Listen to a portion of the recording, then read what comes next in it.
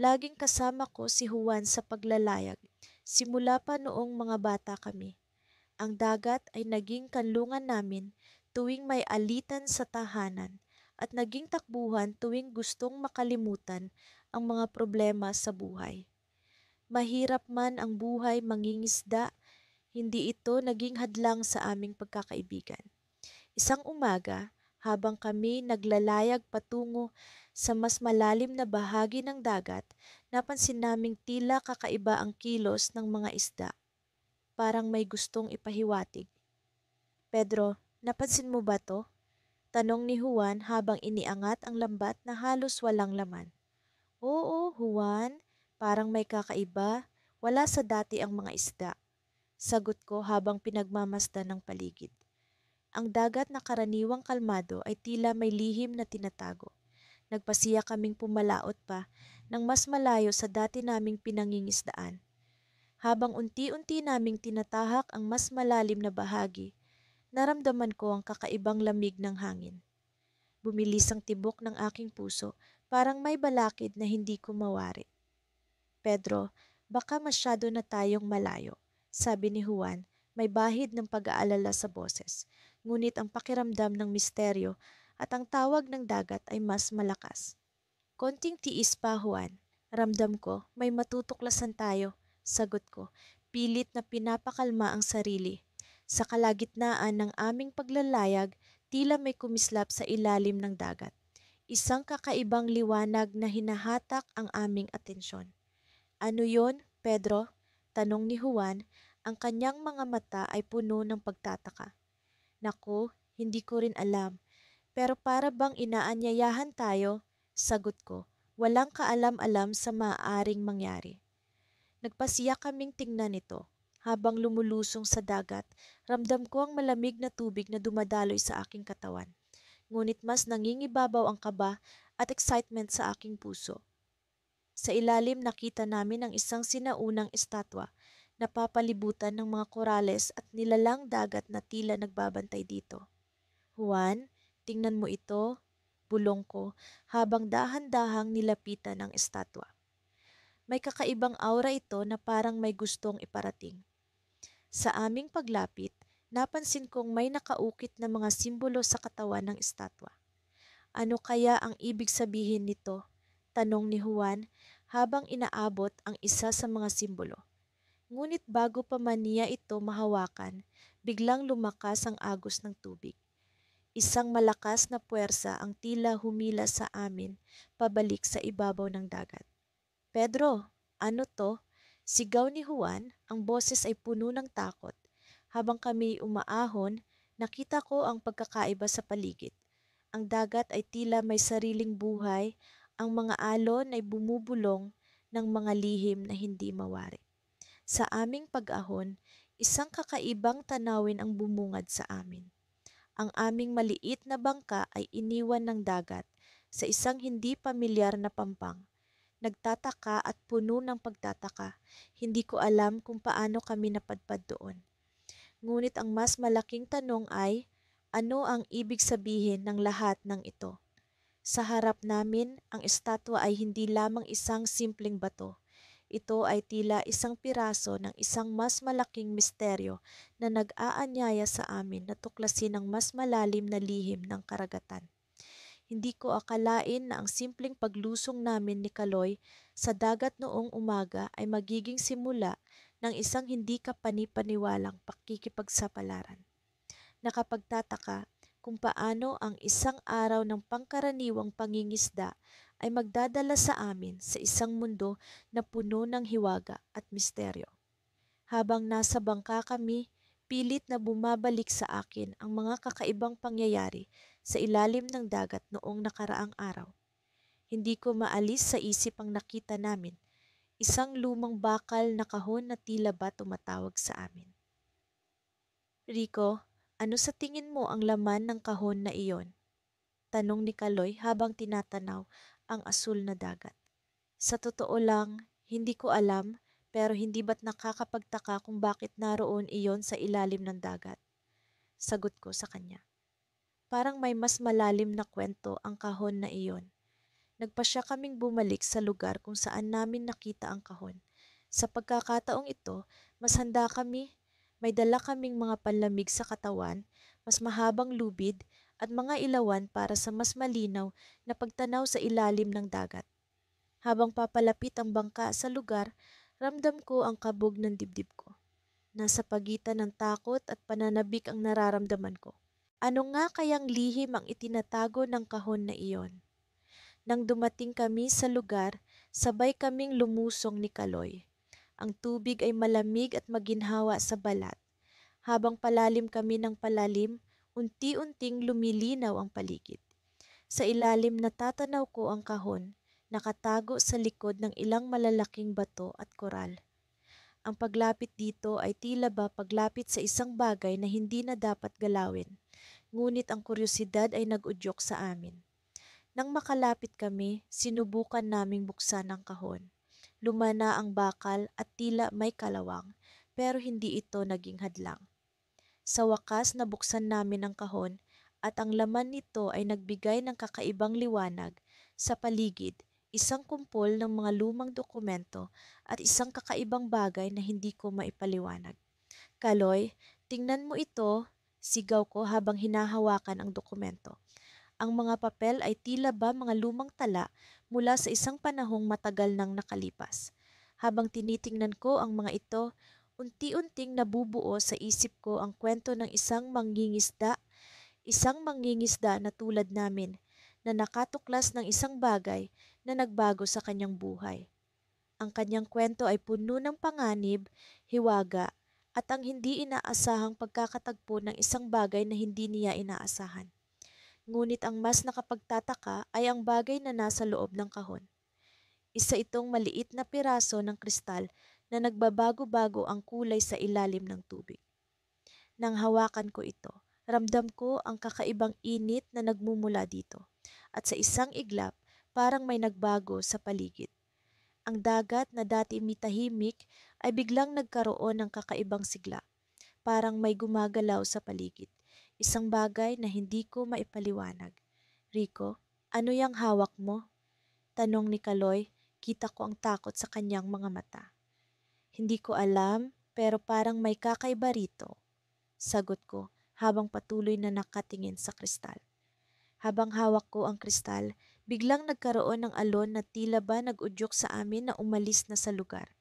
Nagsimula kaming umangat pabalik sa bangka, ang puso ko'y bumilis ang tibok. Sa isip ko, may bumubulong na mensahe, isang babala na hindi ko mawari. Pagbalik namin sa bangka, pareho kaming humihingal. Ang paglalakbay namin sa ilalim ng dagat ay nag-iwan ng maraming tanong sa aming isip. Ano ba talaga ang kahulugan ng mga dokumento? At ano ang lihim na itinatago ng kristal na iyon? Habang pauwi, hindi ko maiwasang isipin ang mga posibilidad. Ang dagat na dati tahanan ng aming pangaraw-araw na pamumuhay ay tila ba nagbukas sa amin ng pintuan patungo sa isang bagong mundo. Isang mundo na puno ng hiwaga at mga tanong na naghihintay ng kasagutan. Pagdating namin sa baybayin, nagpasya kaming pag-aralan ang mga dokumento. Ngunit sa gitna ng aming pagtatalo, isang kakaibang bagay ang nangyari. Ang kristal na nakuha namin ay biglang nagliwanag. Isang liwanag na hindi namin inaasahan na nagbigay ng anino sa paligid. Sa liwanag na iyon, isang silweta ang nagpakita, isang anyo na hindi namin masyadong maaninag. Ngunit sa kanyang presensya ay ramdam ko ang malamig na hangin na dumaloy sa aming katawan. At doon, natapos ang araw na puno ng hiwaga. Ang dagat ay tila ba nagbigay sa amin ng bagong pakikipagsapalaran, isang pakikipagsapalaran na hindi namin inaasahan, at ang simula ng isang kwento na puno ng paglalakbay sa ilalim ng dagat. Ngunit sa kabila ng lahat, ang tanong ay nananatiling nakabitin. Ano nga ba ang lihim ng dagat na iyon? Sa ilalim ng maliwanag na sikat ng araw, ang mga alon ng dagat ay tila nag-aanyaya sa amin ni Rodel na bumalik sa Pampang. Ngunit sa kabila ng paanyaya ng kalikasan, ang aming kuryosidad ay hindi matitinag. Sa aming paglalakbay sa dagat, para kaming mga batang puno ng pag-asam sa bagong tuklas na mundo sa ilalim ng dagat. Habang kami ay lumalangoy pababa, naramdaman ko ang malamig na yakap ng tubig sa aking balat. Ang mga isda ay naglalanguyan sa paligid namin, tila walang pakialam sa dalawang estrangherong lumusong sa kanilang teritoryo. Sa pagitan ng paglangoy at pag-iwas sa mga batuhan, sinubukan kong alalahanin ang mga salitang binitiwan ni Mang Isko, ang matandang mangingisda na minsang nagkuwento tungkol sa isang mahiwagang lugar sa dagat. Ano kaya't may totoo sa kwento ni Mang Isko? Tanong ko kay Rodel habang patuloy kaming bumababa sa mas malalim na bahagi ng dagat. Malalaman natin, tugon niya, ang kanyang mga mata ay puno ng determinasyon. Nang marating namin ang kailaliman kung saan halos hindi naabot ng sikat ng araw, ang paligid ay unti-unting nagbago. Ang dating asul na tubig ay nagmistulang berdeng kristal at sa gitna nito ay ang isang anino na tila ba nagtatago. Sa unay akala ko'y isa lamang itong malaking bato, ngunit nang kami lumapit, naaninag ko ang hugis ng isang sinaunang barko na tila nilamon na ng dagat. Hindi ko maiwasang humanga sa aming nasumpungan. Ang barko ay mukhang galing pa sa panahon ng mga Kastila. Ang mga kahoy nito'y nabalot na ng lumot at tila ba nagkukwento ng mga misteryo ng nakaraan. Ngunit higit sa lahat, ang aming interes ay naroon sa gitna ng barko, kung saan isang malaking kahon na gawa sa bakal ang nakatuklas ng aming pansin.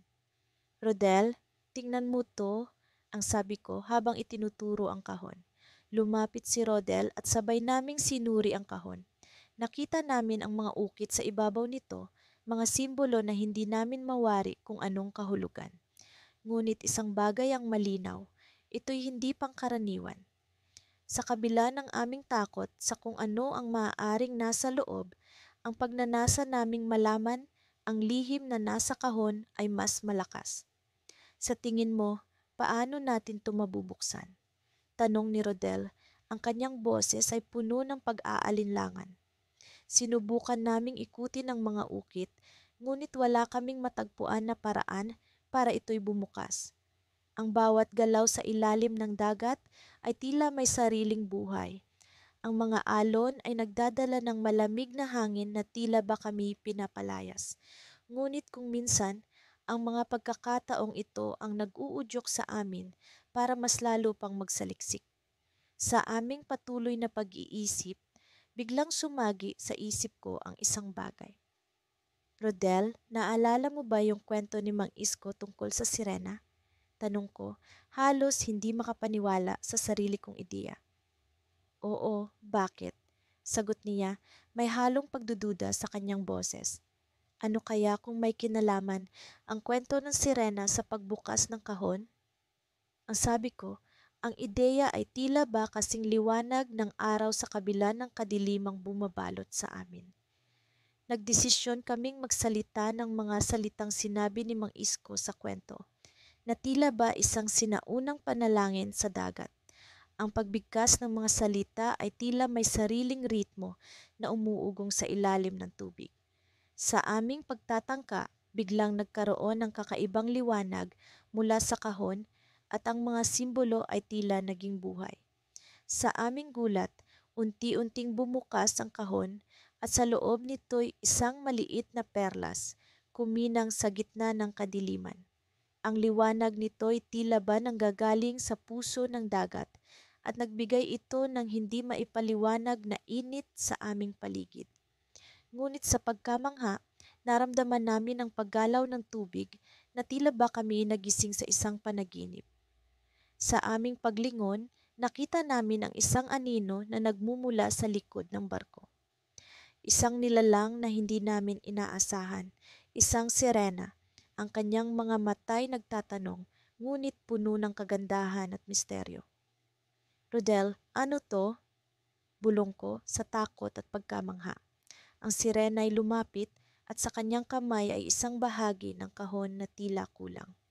Siya'y nagbigay ng isang ngiti at sa isang iglap, ang kahon ay muling nagsara Ang perlas ay nawala sa aming paningin. Hindi namin alam kung ano ang aming gagawin, ngunit isang bagay ang malinaw. Ang lihim ng dagat ay hindi pa tapos at kami bahagi na ng kwento nito. Sa aming pag-ahon muli sa kailaliman, ang tanong ay naglalaro sa aming isipan. Ano ang tunay na kahulugan ng aming natuklasan at ano pa ang naghihintay sa amin sa ilalim ng dagat? Ang aming paglalakbay ay nagsisimula pa lamang at ang dagat ay may higit pang misteryo na hindi pa namin nalalaman. Pagdating namin sa dalampasigan, ramdam ko ang kilabot ng malamig na hangin na tila may ibinubulong. Parang sinasabi nitong may kakaibang mangyayari. Kasama ko si Ramon, ang matalik kong kaibigan at kapwa mangingisda, na palaging handang tumulong sa mga pakikipagsapalaran ko. Sa araw na ito, alam namin na hindi ito magiging isang karaniwang pamimingwit. Nasa ilalim ng dagat ang aming pakay at may lihim na naghihintay na matuklasan. Handa ka na ba, Luis? Tanong ni Ramon na may halong kaba at pananabik sa kanyang tinig. Tumango ako bilang tugon, sabay hawak sa aming mga gear pangdagat. Sa kabila ng aming kagustuhan, may kaunting kaba pa rin sa aking dibdib. Ano nga ba ang nasa ilalim ng dagat na ito? Naalala ko ang mga kwento ng mga matatanda tungkol sa lumubog na barko na puno raw ng kayamanan. Ngunit higit pa rito, may mga sabi-sabi rin tungkol sa mahiwagang nilalang na nagbabantay dito. Nagsimula na kaming lumusong sa tubig, marahang naglalakad sa mababaw na bahagi hanggang sa unti-unting lumalim. Ang dagat ay tila may sariling buhay, kumikilos ito sa ilalim ng aming mga paa at ang mga alon ay bumubulong ng mga lihim na hindi namin maarok. Nagsimula na kaming sumisid ng malalim, ang paghinga namin ay umaayon sa paggalaw ng tubig. Sa ilalim ng dagat, ang tanawin ay ibang-iba sa ibabaw. Ang mga koral ay tila mga palasyo na puno ng kulay at sigla. Ang mga isda ay parang mga bantay na nagmamasid sa aming pagdating. Ang katahimikan sa ilalim ng dagat ay nakakatakot at kamangha-mangha sa parehong pagkakataon. Ilang metro pa lang ang layo namin mula sa baybayin nang mapansin ni Ramon ang kakaibang hugis sa ilalim, parang bahagi ng isang lumang barko. "Luis, tingnan mo ito!" Sigaw ni Ramon, kahit alam kong hindi niya ako maririnig sa ilalim ng tubig. Nagsinyas siya gamit ang kanyang kamay at lumapit ako sa kanya. Sa ilalim ng makapal na lumot at mga koral, may piraso ng kahoy na tila bahagi ng isang estruktura. Nagsimula kaming maglinis ng paligid nito, tinatanggal ang mga hadlang. Ang estrukturang ito ay tila mas malaki kaysa sa inaasahan namin. Habang naglilinis kami, may nakita kaming tila isang kahon na gawa sa bakal. Ang puso ko ay bumilis ang tibok. Ito na ba ang kayamanang sinasabi sa mga alamat? Dahan-dahan naming binuksan ang kahon. Sa loob nito ay hindi ginto o alahas, kundi mga lumang dokumento at mapa. Ang mga papel ay bahagyang nasira na ng tubig dagat, ngunit may ilang bahagi pa rin na mababasa. Isa itong mapa na may marka sa iba't ibang lugar sa dagat. Ngunit ang higit na pumukaw sa akin ay ang isang piraso ng papel na may nakasulat na babala. Ang sino mang magtatangkang kumuha ng kayamanan ay haharap sa kasamaan. Nagkatinginan kami ni Ramon. Ano ang ibig sabihin nito? Ang mga dokumento ay tila mula pa noong sinaunang panahon at ang babalang iyon ay tila may kasamang banta. Ngunit sa kabila ng aming pag-aalinlangan, naramdaman ko ang hamon na dala ng suliranin. Maging si Ramon ay may determinasyon sa kanyang mga mata. Habang nagdidesisyon kaming bumalik na sa baybayin upang pag-aralan ang aming natuklasan, bigla kong naramdaman ang kakaibang paggalaw ng tubig sa paligid namin. Parang may kung anong nilalang ang lumalangoy malapit. Nagsimula kaming umakyat pa itaas, ngunit bago pa kami tuluyang makalabas sa tubig, nakita namin ang isang anino na kumikilos sa likod ng mga koral. Isang anino na masyadong malaki para sa isang isda. Napakabilis ng pangyayari. Hinila ni Ramon ang braso ko at dali-dali kaming umahon sa ibabaw. Hingal na hingal kami sa takot at pagod, ngunit ang pag-iisip namin ay puno ng tanong. Ano nga ba ang nakita namin sa ilalim ng dagat? At ano ang lihim na bumabalot sa kayamanan? Habang nakaupo kami sa buhanginan, nag-usap kami tungkol sa aming susunod na hakbang. Hindi namin pwedeng baliwalain ang nakita namin. May bahagi sa akin na gusto nang bumalik agad sa ilalim upang tuklasin ang kabuuan ng lihim. Ngunit ramdam ko rin ang panganib na dala nito. Sa huli, napagpasyahan namin ni Ramon na balikan ang lugar na iyon kasama ang ilang eksperto sa susunod na araw upang matiyak na hindi kami nagkakamali. Ngunit habang papauwi kami, hindi ko maiwasang isipin ang anino sa likod ng koral. Ano nga ba iyon? At ano pa ang lihim na naghihintay na matuklasan? Ang dagat ay may sariling mga hiwaga at sa araw na ito, alam namin na isa kami sa mga nakatuklas nito. Ngunit ang katanungan ay, handa ba kami sa kung ano ang susunod na mangyayari? Ang init ng araw ay nagsimulang humupa at ang dagat ay tila isang salamin na nagbubunyag sa kanyang malalim na lihim. Kami ni Mario ay nakatayo sa pampang, nakatanaw sa malawak na asul na alon. Matapos ang mga hindi inaasahang pangyayari noong nakaraang araw, ang pagkakatuklas namin sa lumang perlas na nakabaon sa buhangin, hindi ko maiwasang makaramdam ng kaba at pananabik sa kung ano pa ang naghihintay sa amin sa ilalim ng dagat. Handa ka na ba, Carlos? Tanong ni Mario habang inaayos ang kanyang snorkel. Tumango ako, ramdam ang tibok ng puso kong bumibilis. Hindi ko alam kung ano ang makikita namin sa ilalim, ngunit alam kong kasama ko si Mario sa pakikipagsapalaran na ito. Dahan-dahan kaming lumusong sa tubig, ramdam ang lamig na unti-unting bumabalot sa amin. Tulad ng dati, ang dagat ay tila may sariling buhay. Ang mga alon ay umuugong at ang mga isda ay naglalakbay sa kanilang mga grupo. Tila hindi alintana ang aming presensya. Ngunit sa araw na ito, may kakaiba sa paligid. Parang may bumubulong sa likod ng hangin, isang paanyaya mula sa kailaliman. Habang lumalalim kami sa ilalim, unti-unting nagbago ang tanawin. Ang mga korales ay naging mas makulay at ang mga isda ay tila nagiging mas malikot. Ramdam ko ang kasiyahan ni Mario sa bawat paglangoy niya, para kaming mga batang muling nakatagpo ng isang bagong palaruan. Hanggang sa marating namin ang isang bahagi ng dagat na hindi pa namin napupuntahan. Ang lugar na ito ay tila isang sinaunang kaharian. Sa ilalim ng dagat, puno ng mga korales na hugis kastilyo at mga anino na tila nagtatago ng mga kwento. Ang sahig ng dagat ay may kakaibang kinang na parang may mga mata na nagmamasid sa amin. Biglang lumapit si Mario sa akin, hawak ang isang bagay. Isa itong lumang piraso ng kahoy na may mga ukit. Carlos, tingnan mo ito. Parang bahagi ito ng isang bagay na mas malaki, bulong niya. Ang puso ko ay muling pumintig sa pananabik. Ano kaya ang pinagmulan nito? Sino ang nag-ukit nito? Habang iniisip ko ang mga tanong na ito, isang ideya ang pumasok sa aking isip. Siguro mayroong lumubog na barko dito, Mario. Baka ito ay mula sa panahon ng mga pirata, sabi ko. Ang boses ko puno ng imahinasyon. Ang mga mata ni Mario ay nagningning sa ideya. Pareho kaming nagpasya na magpatuloy sa pagsisid, umaasang matuklasan ang pinagmulan ng misteryosong kahoy na ito. Habang nagpapatuloy kami, nakita namin ang isang bagay na nagpasindak sa amin. Isang malaking anino ang dumaan sa ibabaw namin.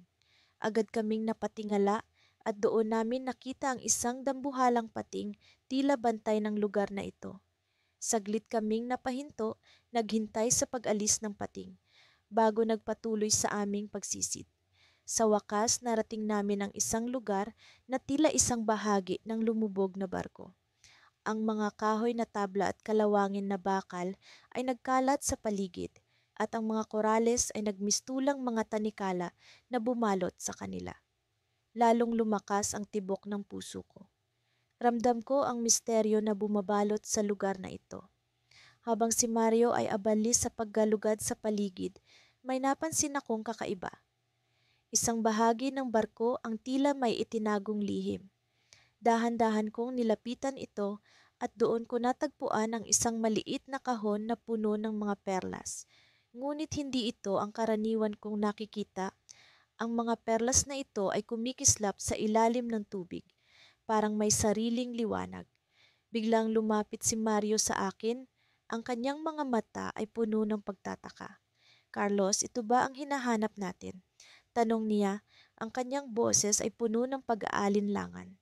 Hindi ko alam ang sagot. Ang mga perlas na ito ay tila may sariling kwento, isang kwentong hindi namin lubos na maunawaan. Habang iniisip ko kung ano ang gagawin, biglang may narinig kaming kakaibang tunog.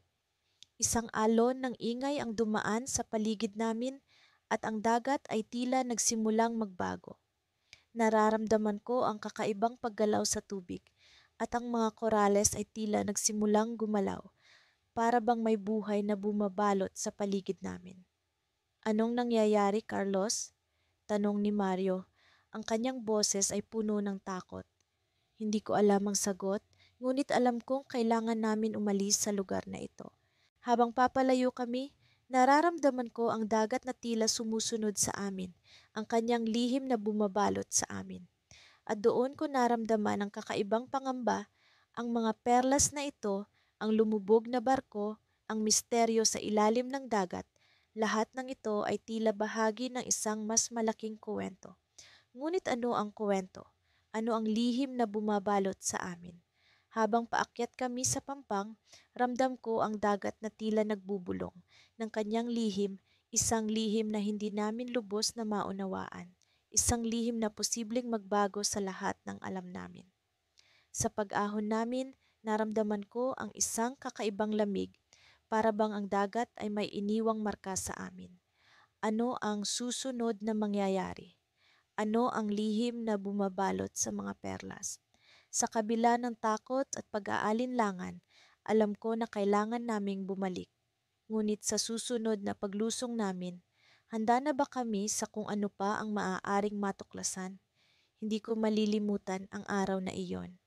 Ang sikat ng araw ay tila alon na bumabalot sa buong paligid at ang hangin ay may kasamang halimuyak ng asin na palaging nagpapaalala sa akin ng aming tahanan.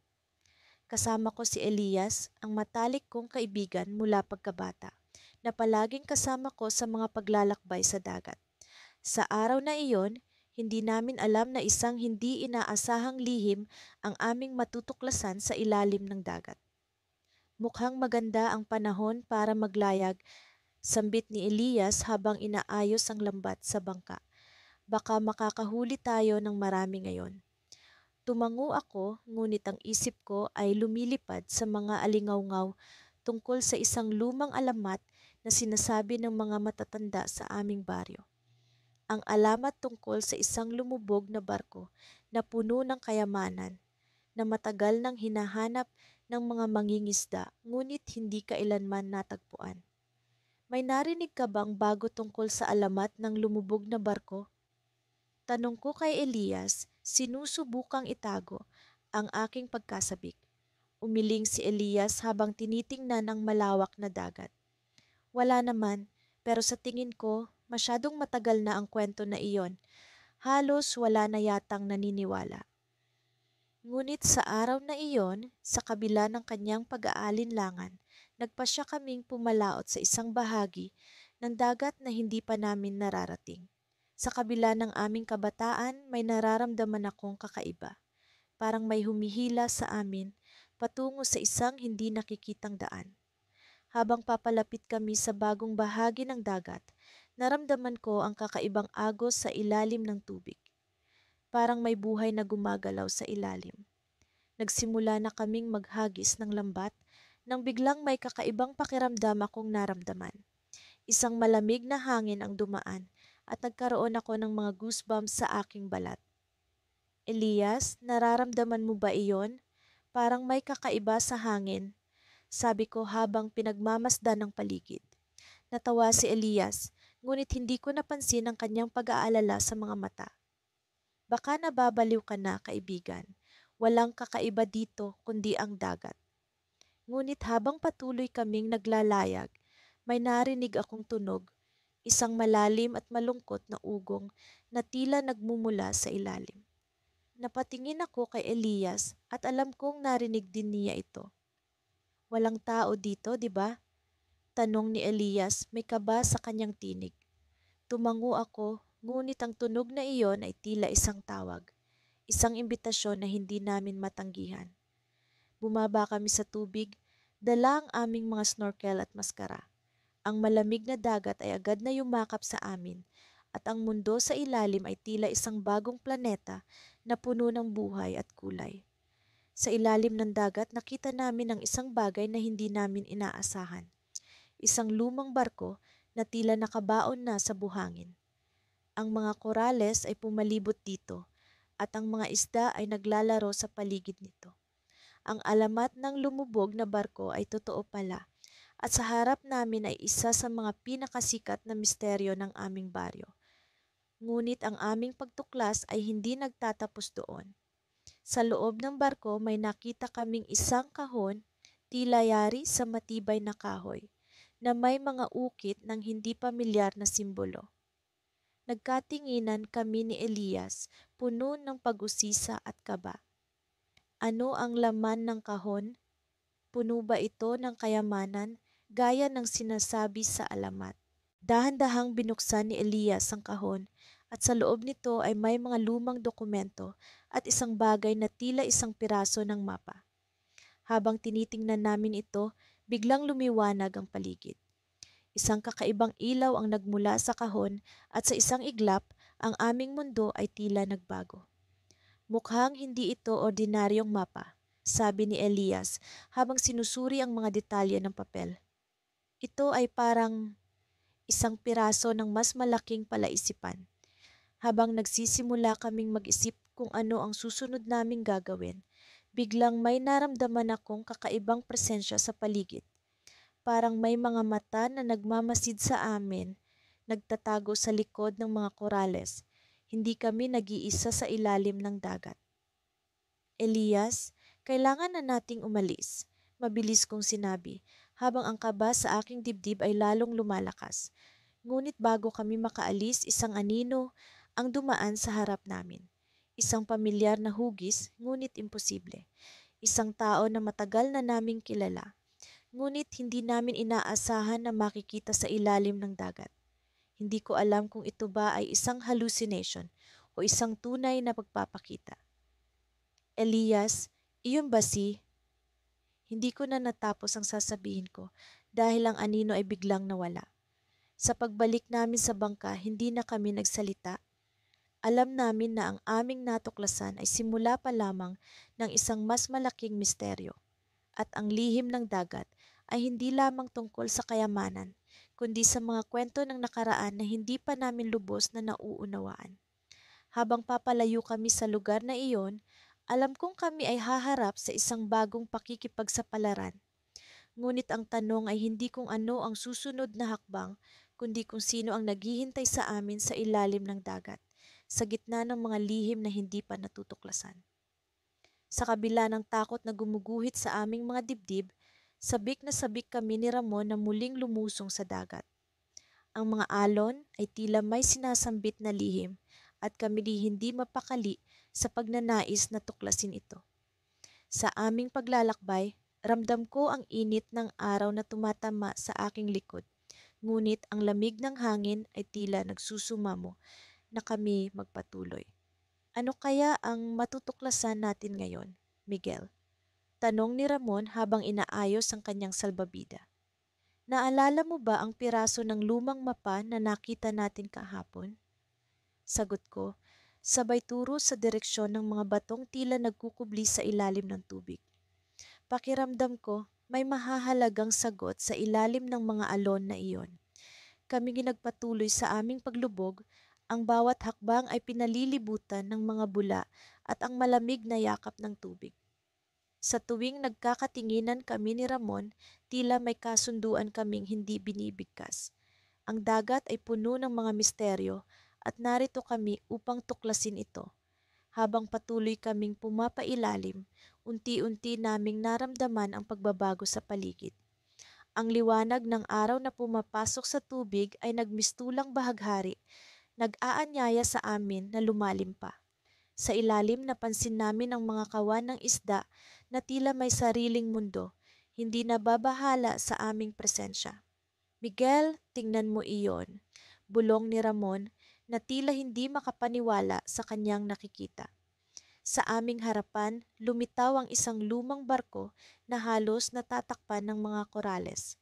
Ang barko'y tila isang multo mula sa nakaraan, nakatago sa ilalim ng dagat sa loob ng maraming taon.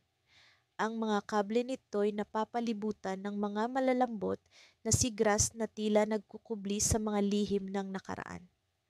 Habang unti-unti naming nilalapitan ng barko, isang kakaibang enerhiya ang aming naramdaman.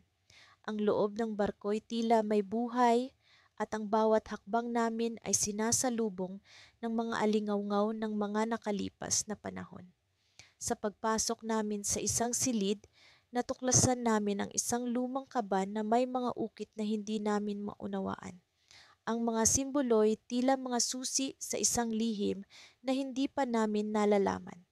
Habang sinisiyasat namin ito, napansin namin ang isang maliit na lagusan na tila nag-aanyaya sa amin.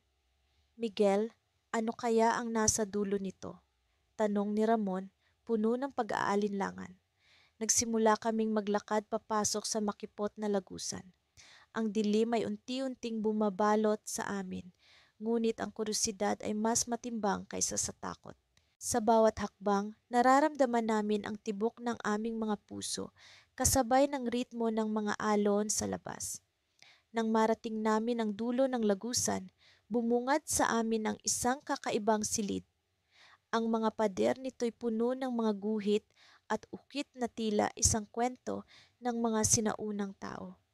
Sa gitna ng silid, isang altar ang nakatayo, puno ng mga alahas at hiyas na nagliliwanag sa kadiliman. Miguel, ito ba'y isang kayamanan? Bulong ni Ramon na hindi makapaniwala sa kanyang mga mata. Sa paglapit namin sa altar, isang biglaang pagkilos ang aming naramdaman. Ang dagat ay tila nabuhay at isang malakas na igos ang nagudyok sa amin na magmadali. Ang mga alon ay bumilis at napagtanto naming kailangan naming umalis.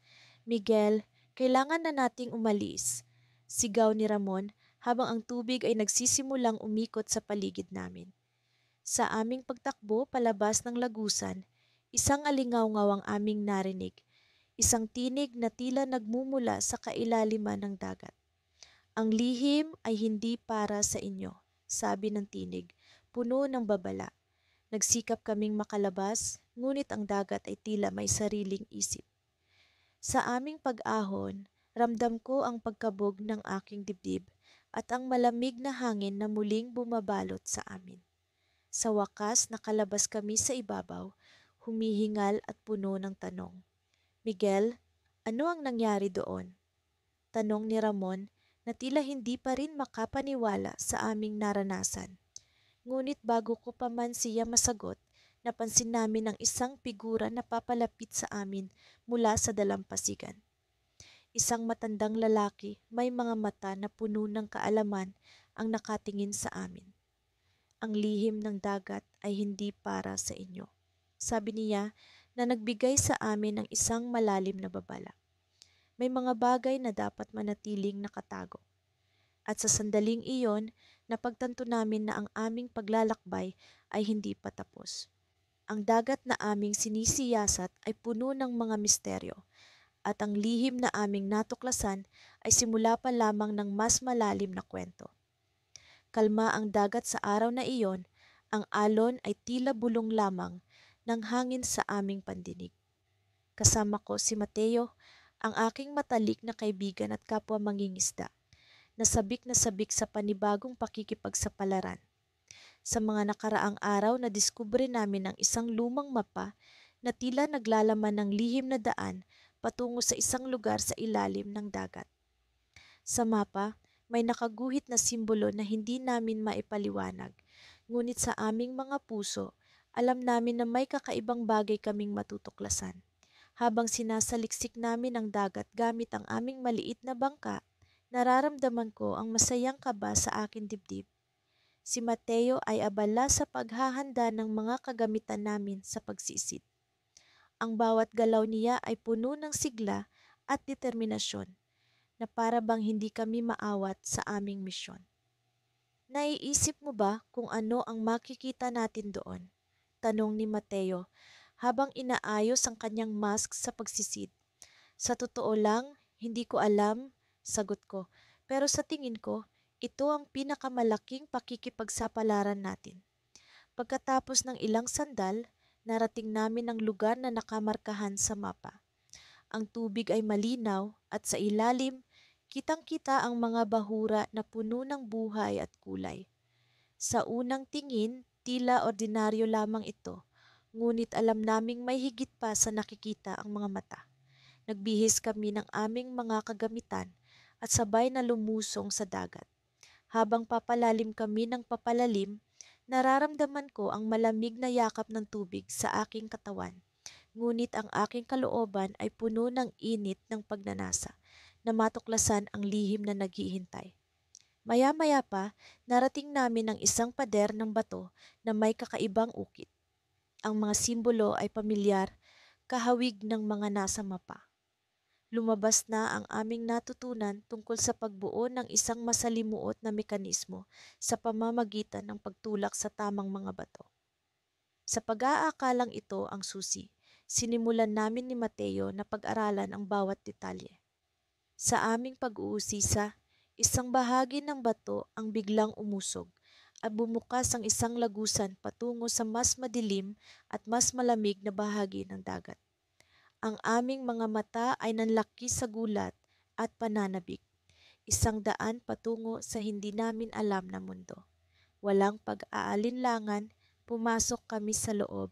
Ang lagusan ay nagsimula sa makipot na daanan, ngunit sa di nagtagal, lumawak ito patungo sa isang malawak na silid na tila likha ng tao. Sa gitna nito ay may altar na yari sa bato, na puno ng lumot at mga korales. Sa altar may nakapatong na kahon na yari sa ginto at may kumikinang na mga hiyas. Ang mga mata namin ay hindi makapaniwala. Ano ang kahon na ito? Kanino ito? Nagsimulang magtanong si Mateo. Sa palagay mo, ano ang laman nito? At bakit ito narito? Baka ito ang lihim na hinahanap natin, sagot ko habang unti-unting lumalapit sa altar. Ngunit bago ko pa man maabot ang kahon, naramdaman ko ang kakaibang presensya sa likod namin. Isang malamig na simoy na tila nagbabadya ng panganib. Mabilis akong lumingon at nakita ko ang anino ng isang nilalang na hindi ko maipaliwanag. Ang hugis nito ay hindi pangkaraniwan, isang halo ng tao at hayop at ang mga mata nito ay tila nagbabaga sa galit. Agad naming naramdaman ang takot. Sino o ano ang nilalang na ito at bakit ito narito? Walang oras para mag-isip. Hinila ko si Mateo at tumakbo kami palayo sa altar, papunta sa lagusan. Subalit, sa bawat hakbang namin, nararamdaman ko ang paglapit ng nilalang na tila walang balak kaming pakawalan.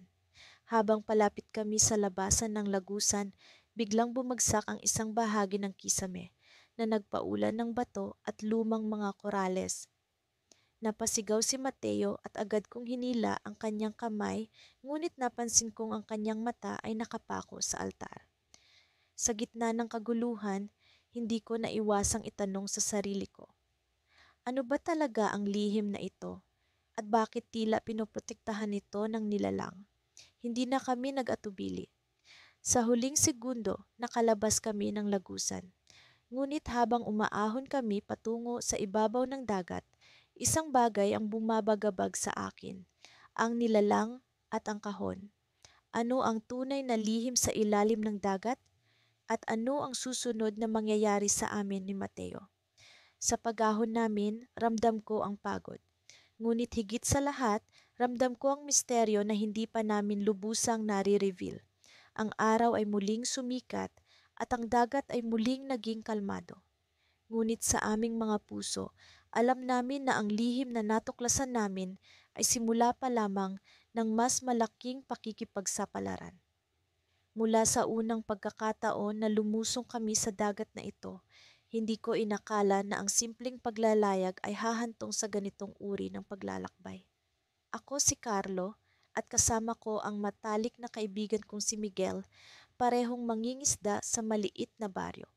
Ang dagat ang aming tahanan, ngunit ang lihim na natuklasan namin sa ilalim nito ay nagsimula ng baguhin ang aming buhay. Nagsimula ang lahat ng isang umaga habang naglalayag kami sa aming lumang bangka. Ang araw ay sumisiklab sa kalangitan at ang mga alon ay tila kalmado. Parang ordinaryong araw lamang ito, ngunit may kakaibang pakiramdam sa hangin. Nang biglang may sumulpot na kakaibang liwanag mula sa ilalim ng dagat, kami napahinto. Sa aming pagkagulat, nagpasya kaming lumusong upang tuklasin ang pinagmulan nito.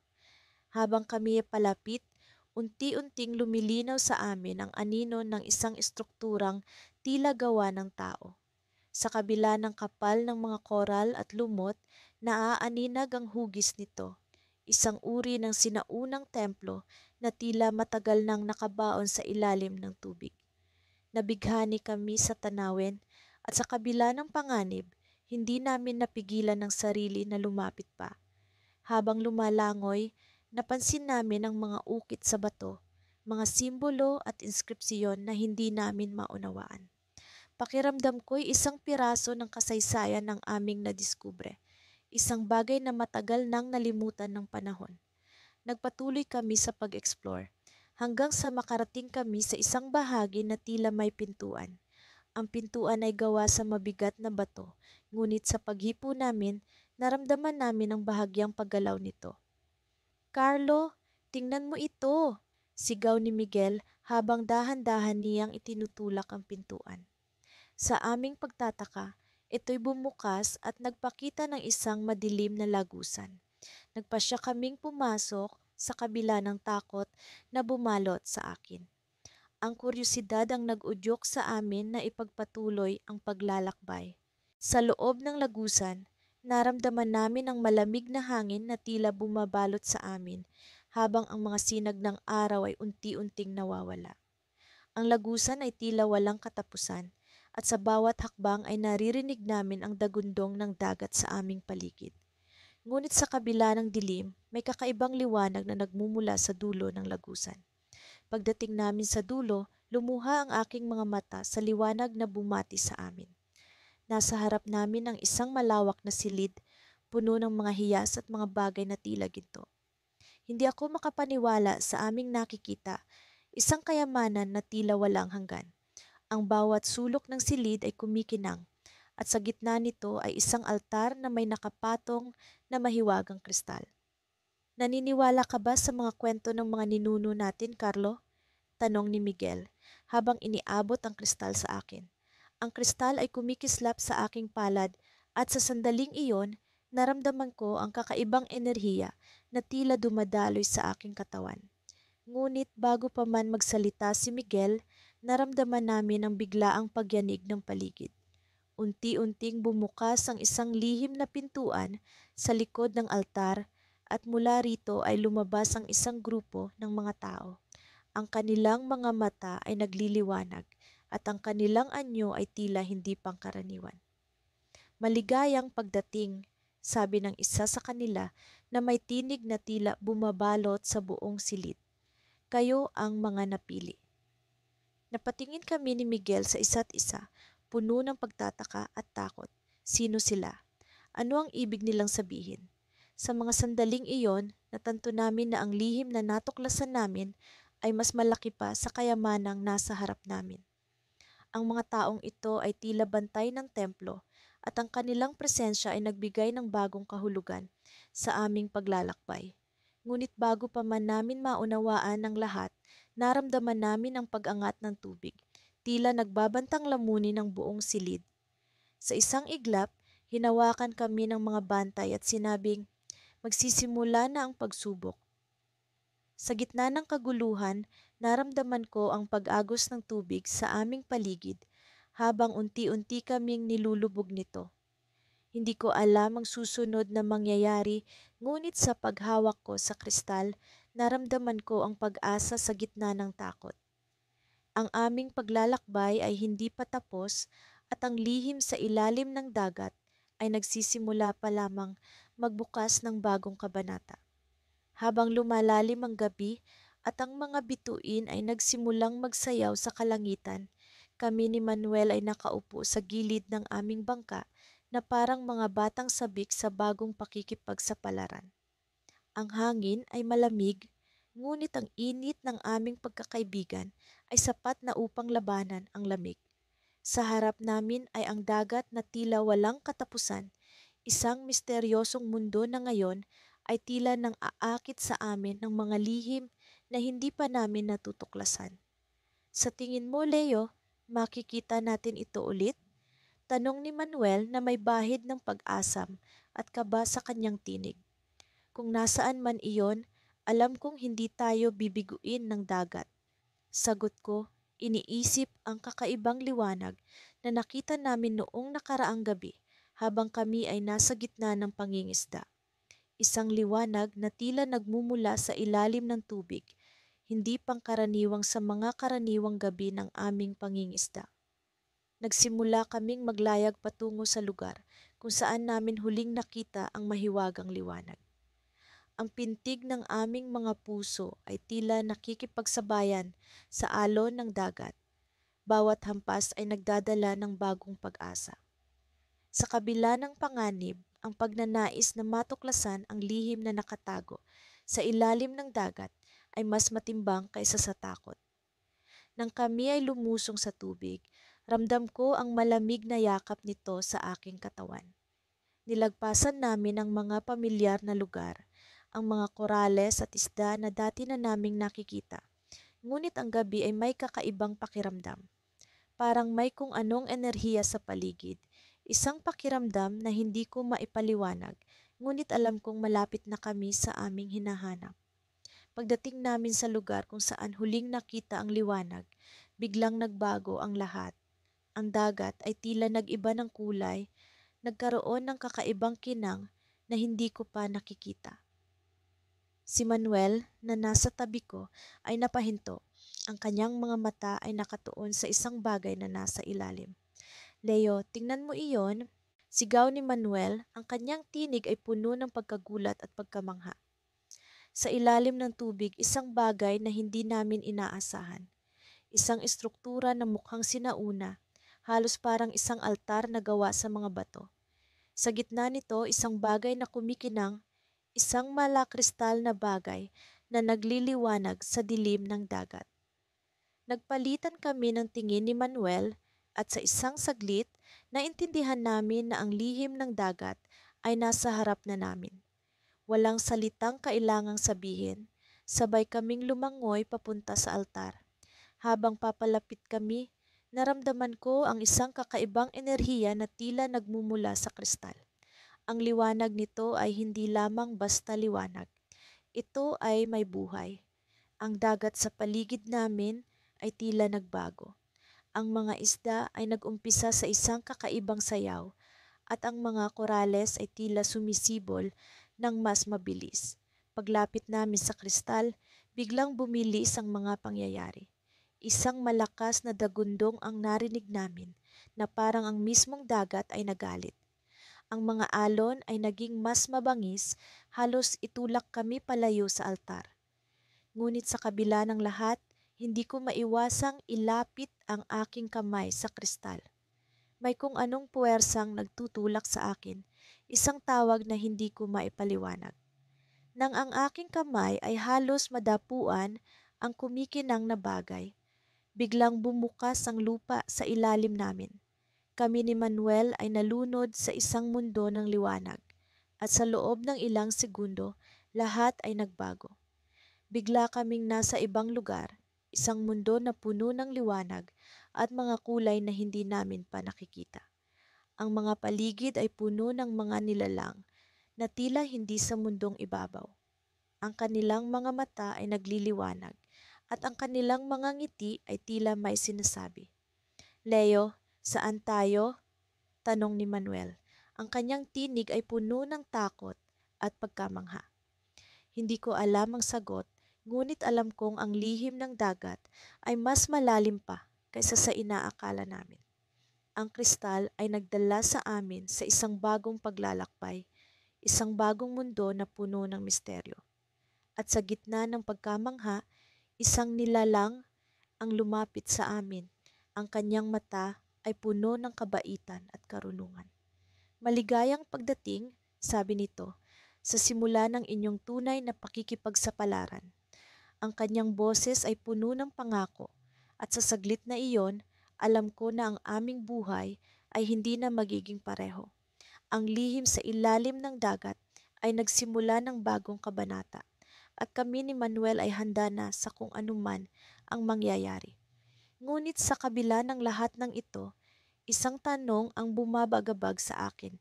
Ano ang tunay na layunin ng kristal na ito at bakit kami ang napili para sa misyong ito? Ang sagot, alam kong nasa harap na namin, ngunit kailangan pa namin itong tuklasin sa susunod na yugto ng aming pakikipagsapalaran. Ang dagat sa umagang ito ay tila may sariling awit. Ang mga alon ay maingat na humahampas sa dalampasigan. Ang hangin ay humuhuni kasabay ng mga ibon na waring may sinasambit na mensahe. Ako, si Ramon at ang kaibigan kong si Lino ay muling naglakbay sa aming bangka, ang maliit ngunit matibay na alon. Sa loob ng ilang linggo, ang bawat paglusong namin sa dagat ay nagdadala ng kakaibang karanasan, ngunit ang umagang ito ay may kakaibang pakiramdam. May kung anong tawag ang dagat na hindi namin maipaliwanag. Napagkasunduan namin ni Lino na sa araw na ito, susundan namin ang mas malalim na bahagi ng dagat kung saan ang mga alon ay tila nagtatago ng lihim. Ramon, nararamdaman mo ba ito? Tanong ni Lino habang pinagmamasdan ang kalawakan ng asul na tubig. Oo, Lino, parang may hinahanap tayo na hindi natin alam. Pero alam kong kailangan nating tuklasin. Tugon ko, na kapwa may kaba at pananabik. Habang lumalayo kami sa dalampasigan, napansin ko ang pagbabago sa kulay ng tubig. Mula sa kristal na asul, unti-unti itong nagiging malalim na berde. Tila baga may kasaysayan itong ikinukubli. Sa isang pahiwatig na sinyas mula kay Lino, inilubog namin ang aming mga lambat ng mas malalim kaysa sa dati naming ginagawa. Nagsimula ang paghihintay. Ang mga oras ay tila mabagal habang ang dagat ay patuloy na kumikilos sa ilalim ng aming bangka. Nagsimula kaming mag-usap tungkol sa mga simpleng bagay, tungkol sa pamilya, sa mga lumang alaala, sa mga pangarap na tila abot kamay pero laging nawawala. Ramon, naaalala mo ba noong bata pa tayo? Palagi tayong naglalaro sa may dalampasigan, nangangarap na makahanap ng kayamanan sa ilalim ng dagat. Sambit ni Lino na may nangiti. Oo, Lino, parang kahapon lang. Sa tingin mo ba, isang araw makakahanap tayo ng tunay na kayamanan? Tanong ko habang inaayos ang lambat. Bigla, may kakaibang paggalaw sa ilalim ng tubig. Para bang may puwersang humihila sa aming lambat. Naramdaman namin pareho ang bigat nito na tila may bumabalot na misteryo. Nagkatinginan kami ni Lino at sa isang iglap, nagkakaroon kami ng parehong ideya. May natuklasan kami. Dahan-dahan naming hinila ang lambat, ang puso ko'y bumibilis sa bawat hakbang. Sa pag-angat nito, unti-unting lumalabas ang isang bagay na hindi pangkaraniwan. Isang malaking kahon na yari sa kahoy na may mga ukit na hindi pamilyar. Ramon, ano ito? Bakit may ganito sa dagat? Tanong ni Lino, ang kanyang mga matay puno ng pagtataka. Hindi ko alam, Lino, pero sigurado akong hindi ito basta-basta. Sagot ko, habang pinagmamasdan ng kahon. Nagpasya kaming buksan ito. Sa aming pag-angat ng takip, bumungad ang isang koleksyon ng mga lumang dokumento, mga piraso ng ginto at mga alahas na tila pagmamay-ari ng mga sinaunang tao. Ngunit ang pinakamahalaga sa lahat ay ang isang piraso ng papel na naglalaman ng mapa, isang mapa ng isang isla na hindi namin kailanman nakita. Ramon, tingnan mo ito, parang mapa ng kayamanan, sigaw ni Lino, puno ng pananabik. Habang tinitingnan namin ang mapa, napansin kong may nakasulat na mga salitang hindi ko maintindihan. Sa likod ng papel ay may mga simbolo at mga tanda na tila naglalaman ng isang lihim na mensahe. Sa tingin mo ba ito ang kayamanang hinahanap natin? Tanong ko habang sinisiyasat ang mapa. Posible, Ramon, pero kailangan nating tuklasin kung ano ang ibig sabihin ng mga simbolong ito. Sagot ni Lino habang iniisa-isa ang mga detalye. Sa sandaling iyon, naramdaman kong may kakaibang presensya sa paligid namin. Para bang may mga mata na nagmamasid, may mga alon na nagbabanta. Ang dagat na dati kaibigan, ngayon ay tila may itinatagong panganib. Hindi namin alam kung saan nagsimula ang lahat, ngunit alam ko na ang paglalakbay na ito ay hindi basta-basta magtatapos. Ang lihim na nasa ilalim ng dagat ay nagsisimula pa lamang magbukas ng kanyang kwento. At sa bawat galaw ng alon, sa bawat paghinga ng hangin, alam kong may susunod pang kabanata na maghahatid sa amin sa mas malalim na pag-unawa sa kung ano ang tunay na kayamanan. Habang papalapit ang gabi at ang dagat ay nagsisimula ng magbago, naramdaman kong hindi lamang ito tungkol sa kung anong natuklasan namin. May mas malalim na dahilan kung bakit kami narito. At ang tanong, handa ba kaming harapin ito? Sa likod ng aming isipan, alam namin ni Lino na hindi na kami papayag na magbalik sa dati. Hindi na kami papayag na hindi matuklasan ang lihim na ito. Sa pagdingas ng araw, alam ko na ang dagat ay may bagong kwento na handang isalaysay. At kami, bilang mga mangingisda, ay handang makinig at tuklasin ang kanyang lihim kahit ano pa ang mangyari.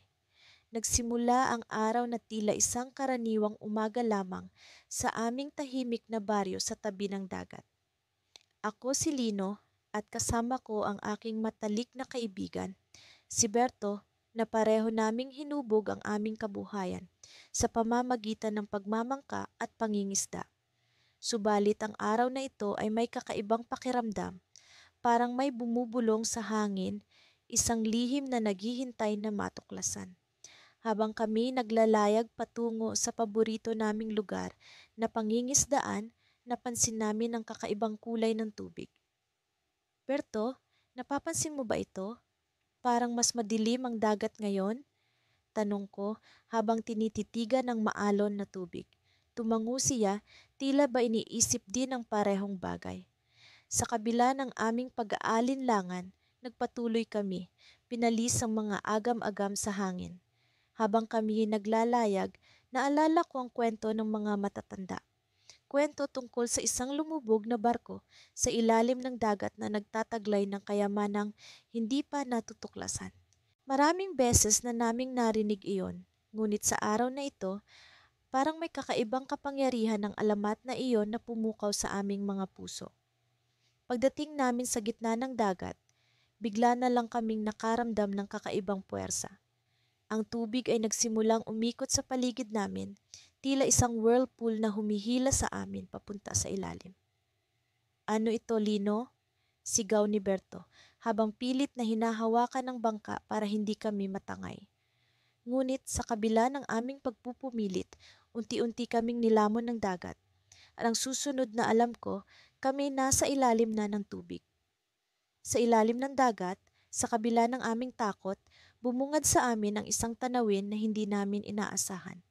Nasa harap namin ang isang lumang barko na babalutan ng korales at mga halaman dagat.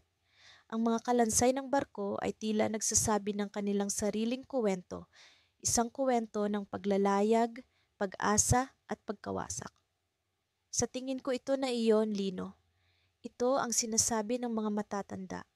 Bulong ni Berto, ang mga matay nagniningning sa kakaibang kaguluhan.